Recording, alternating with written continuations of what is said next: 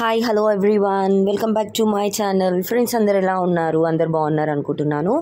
నేనైతే చాలా రోజుల తర్వాత మళ్ళీ మీ ముందుకి ఇంకొక వీడియోని అయితే తీసుకొచ్చేసాను. నేనైతే ఇప్పుడు చాలా బిజీగా ఉన్నాను, అస్సలు టైం సెట్ అవ్వట్లేదండి. వీడియోస్ తీస్తున్నా కానీ నాకు ఎడిటింగ్ చేసి వాయిస్ ఓవర్ ఇచ్చి అప్లోడ్ చేయడానికి అయితే టైం అస్సలు కుదరట్లేదు.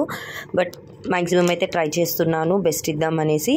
సో ఈరోజు అయితే నేను ఒక సూపర్ టేస్టీ రెసిపీ తోటి మీ ముందుకైతే వచ్చేసాను. సో ఈరోజు నేను చూపించబోయే ఈ రెసిపీ నాన్ వెజ్ రెసిపీ అండి. ఈజీగా టేస్టీ మటన్ కుర్మా ఎలా చేసుకోవాలో నేను మీకైతే చూపిస్తున్నాను. చాలా సింపుల్ ప్రాసెస్, సింపుల్ ఇంగ్రీడియంట్స్ తోటి సూపర్ టేస్టీ కర్రీ అయితే మీకు ఇప్పుడు నేను షేర్ చేయబోతున్నాను. సో ఫస్ట్గా దీనికోసం నేను ఒక కుక్కర్ తీసుకున్నానండి. ఈ కుక్కర్లో నేను ఇక్కడ ఆనియన్స్, కరివేపాకు, అలానే చిన్న మెంతం కూర, పచ్చిమిరపకాయలు అయితే తీసుకున్నాను. సో ఇక్కడ మనం మటన్ క్వాంటిటీని బట్టి ఆనియన్స్, చిల్లీస్ మనం తినే స్పైసీనెస్ని బట్టి తీసుకోవాలండి. అలానే నెక్స్ట్ ఇక్కడ నేను టమాటోస్ కూడా తీసుకుంటున్నాను. నెక్స్ట్ ఇంకా ఇందులో మనము నెక్స్ట్ స్పైసెస్ అన్నీ కూడా యాడ్ చేసుకుందాము. నేను ఇక్కడ రుచికి సరిపడినంత సాల్ట్, అలానే మనం తినే స్పైసీనెస్ని బట్టి కారం అనేది తీసుకోవాలండి.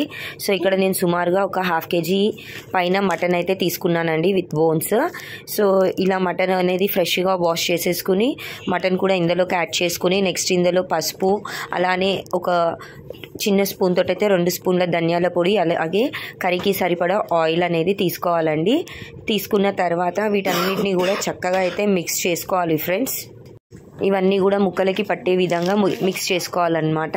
నెక్స్ట్ ఇందులో మనము జింజర్ గార్లిక్ పేస్ట్ అనేది యాడ్ చేసుకోవాలి. సో ఈ ఉప్పు, కారము, పసుపు, ధనియాల పొడి ఇవన్నీ కూడా చక్కగా ముక్కలకి పట్టే విధంగా కలుపుకోవాలి.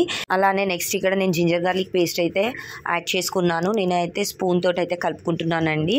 సో ఈ విధంగా చక్కగా కలిపేసుకున్న తర్వాత దీన్ని మనము స్టవ్ పైనకి అయితే ట్రాన్స్ఫర్ చేసుకోవాలన్నమాట. సో ఫస్ట్ ఇక్కడైతే నేను ఇక్కడ కుక్కర్ మూత అయితే పెట్టేస్తున్నాను. ఇక్కడ వాటర్ అనేది ఏం తీసుకోవట్లేదు, మటన్లో ఉన్న ఎగ్జాస్ట్ వాటర్ తోటి కుక్ అవుతుంది. సో నెక్స్ట్ ఇక్కడ మనం గ్రేవీకి అయితే రెడీ చేసుకుందాము. దీంట్లో గ్రేవీ కోసం నేను జీడిపప్పు పలుకులు, బాదం పప్పు, డెసికేటెడ్ కోకోనట్, అలానే ఇంకా గసగసాలు తీసుకున్నానండి. మసాలాలు కూడా తీసుకున్నాను.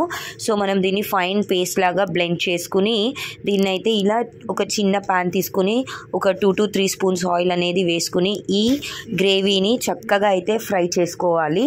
చక్కగా ఫ్రై చేసుకుంటే గ్రేవీ టేస్ట్ అనేది చాలా బాగుంటుంది. సో ఇదైతే చక్కగా కుక్ అయ్యే వరకు ఒక 4 to 5 minutes పాటు దీన్ని అయితే సిమ్మర్లో పెట్టేసుకుని చక్కగా కుక్ చేసుకోవాలండి. నేనైతే కాస్త ఒక 3 to 4 స్పూన్స్ వాటర్ అయితే ఈ మిక్సీ జార్లోకి అయితే వేసుకుని కలిపేసి నేను ఇందులోకి అయితే వేసుకున్నాను. సో దీన్ని అయితే చక్కగా కుక్ చేసుకుంటే కర్రీ టేస్ట్ అనేది చాలా అయితే బాగుంటుందండి.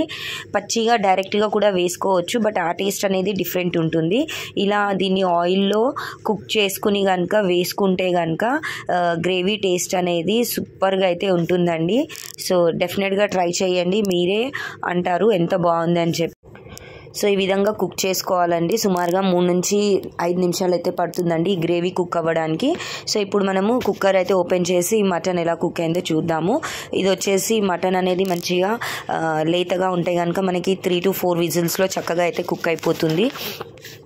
ఎక్కువ విజిల్స్లో కుక్ చేసుకుంటే కనుక మళ్ళీ ముక్క అనేది కంప్లీట్గా విరిగిపోతుందండి. సో అలా కాకుండా ఒక 3 to 4 విజిల్స్కి కుక్ చేసుకుని తీసేసి మనం ఆల్రెడీ ప్రిపేర్ చేసుకున్న గ్రేవీని దీంట్లోకి అయితే ట్రాన్స్ఫర్ చేసుకోవాలి.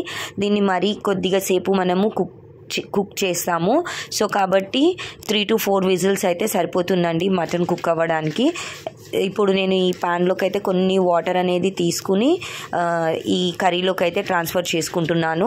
సో ఇదైతే ఎగ్జాస్ట్ వాటర్ తోటి మటన్ అనేది కుక్ అయిందండి. ఇందులో మనం ఎక్స్ట్రా వాటర్ అనేది ఏమి కూడా యాడ్ చేయలేదు. సో ఇప్పుడు మరొకసారి మూత పెట్టేసి విజిల్ పెట్టేసి మరొక విజిల్ రానివ్వనియండి.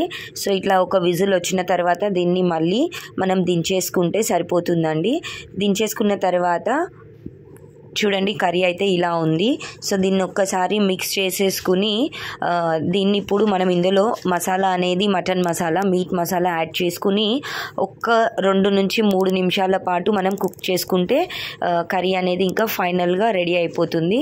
సో చూడండి ఆయిల్ అనేది కర్రీలో నుంచి ఎంత బాగా సపరేట్ అయ్యింది.